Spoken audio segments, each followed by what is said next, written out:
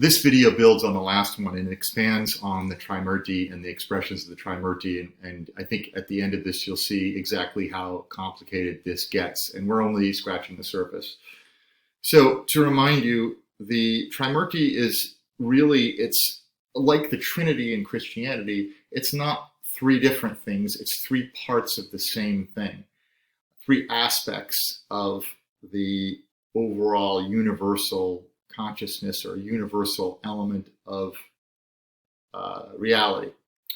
So the Trimurti, in many ways, is a symbol of the spiritual, the psychic, and the physical. So Brahma being the spiritual plane, Vishnu being the psychic plane or the psychic element, and Shiva being the physical element. So if you want to look at it this way, Brahma would epitomize intuitive and creative thought, Vishnu would be intelligence, and Shiva would be emotion. So not only do these represent external elements of creation and destruction, they also represent things like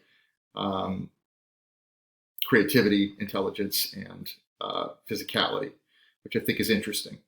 So the other way of looking at this in more physical terms is that Brahma is the sky, the sun is Vishnu, and the moon is Shiva.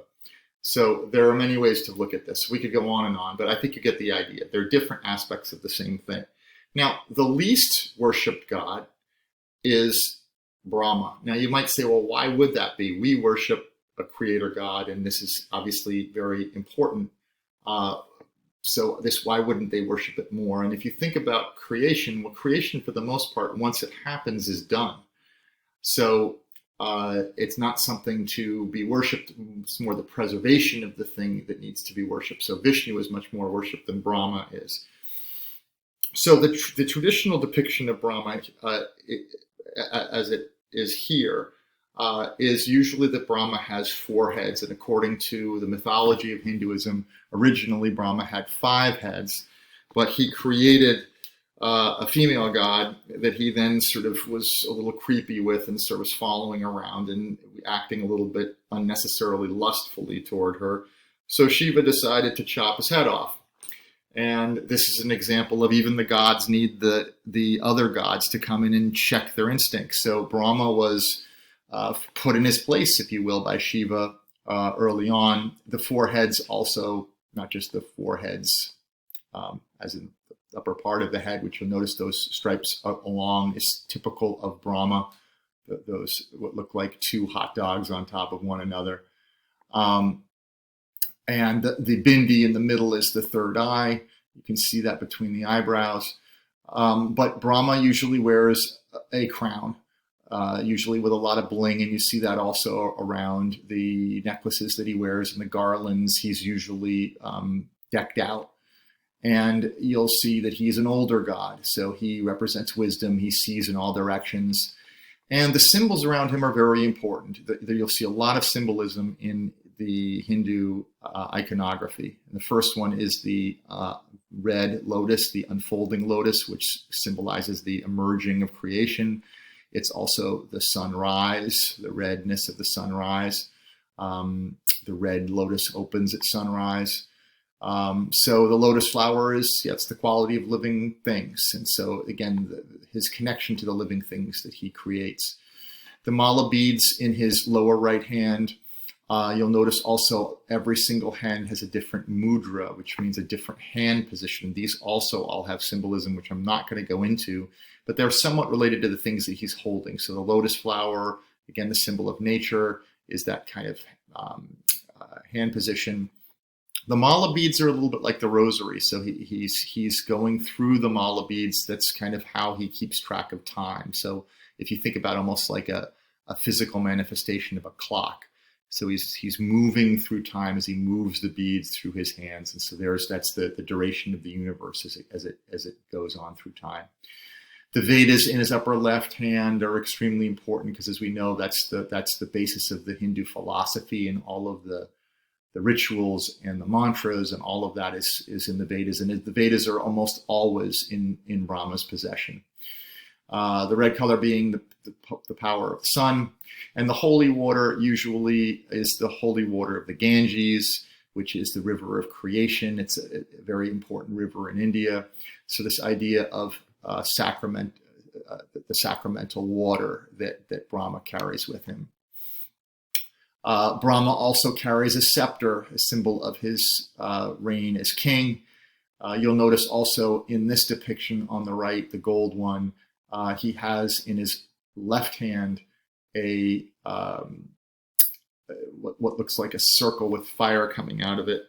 And that's a scepter in the form of a spoon, and that's the holy oil or the ghee that's poured on the sacrifices when they're given to the gods. So he also goes back to the importance of sacrifice. So if you look at a picture of Brahma here, he has all of the symbols there. You see the circular scepter down there in his second hand, upper hand on the right side. You see the Vedas at the top.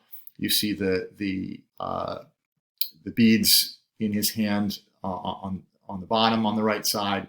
You see the holy water. You see the scepters on the left side, and you see the four heads. So that's the traditional depiction of Brahma. Now, to make this even more complicated, you'll notice that there is what looks like a trident in one of his right hands, and it's next to the mala beads, and between the mala beads and the ghee spoon.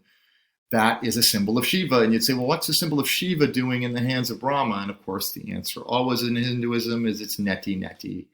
Every god will have symbols of other gods frequently in its depiction.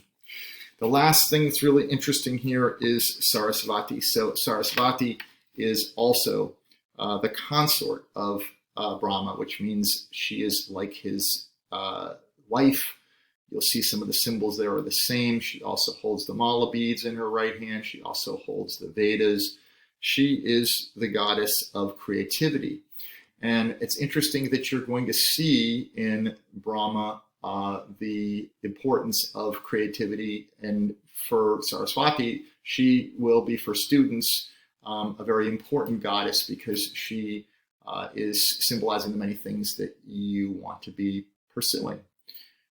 Art, music, knowledge, science. And so she represents that aspect of of Brahma. And so I think it's important to understand that even the female aspects, and when I say the consort, sometimes she's seen as the wife, sometimes she's just seen as the female element of Brahma. Last thing you need to know here is if you look at the depiction on the left, I skipped over this earlier, you'll see the swan. And the swan is, again, one of the consorts, or not the consort, excuse me, the vehicle. And the vehicle is the one that is sort of what Brahma rides on. And so that white swan, or gold swan in this case, is a symbol of purity, a symbol of power, and a symbol of dignity. And so you see all these symbols together in the form of Brahma. So we've just gotten through the least important of the Hindu gods and done it in less than 10 minutes. So I'm going to make a separate video on Shiva and probably another one on Vishnu. But I want you to think about Brahma, what Brahma symbolizes. And again, remember that Brahma and Saraswati are connected, and the swan is his vehicle.